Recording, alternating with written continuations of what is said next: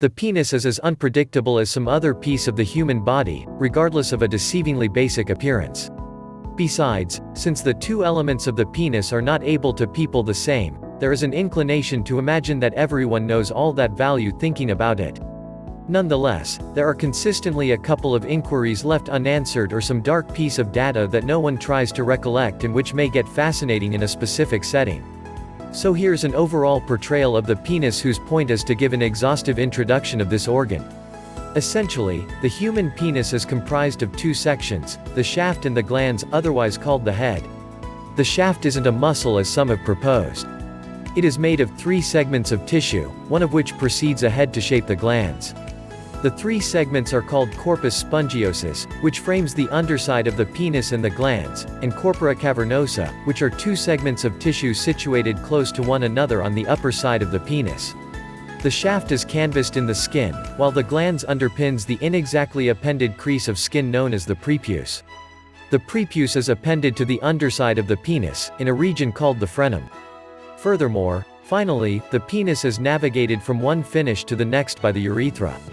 This waterway fills in as a section for both pee, created in the bladder, and the sperm, delivered in the balls. Erection is accomplished by filling the two corpora cavernosa with blood. In contrast to some different well-evolved creatures, people have no erectile bone and need to depend rather on engorgement with blood to arrive at an erection. At the point when the erection is set off by sexual incitement, the conduits that carry blood to the penis widen to build the bloodstream. The wipe-like corpora cavernosa tops off with blood, which makes the penis firm. The stiffer tissues choke the veins that divert blood from the penis to keep up the erection. Each male infant is brought into the world with a full arrangement of conceptive organs. Nonetheless, these organs are not completely evolved and remain so until the kid enters pubescence. At pubescence, normally between the ages of 10 and 14, the pituitary organ begins discharging hormones that actuate the gonads to deliver testosterone. Testosterone is the hormone that controls all the physical and huge numbers of the mental characteristics that characterize man. Its essence guarantees the improvement of greater bones and higher bulk in men. It is additionally answerable for the expansion in penis and gonads size, the ghost of pubic hair, and the more profound tone of the male voice. The penis quits developing toward the finish of adolescence, which comes around the age of 18. Nonetheless, numerous climate factors may postpone or quicken the beginning or the finish of pubescence. This implies that a few men may encounter penis development past the age of 18. A typical metropolitan legend that nearly anybody has known about is the possibility that penis size is connected to the size of another body part.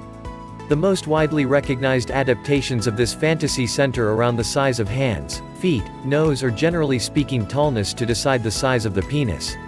As a matter of fact, there is no such connection. Even though the improvement of the penis in the undeveloped organism is constrained by similar qualities as the appendages, penis development in adolescence is totally represented by testosterone and has nothing to do with different pieces of the body. A few men are brought into the world with enormous penises. This is an undisputed, unavoidable truth whose causes are as yet a secret to science.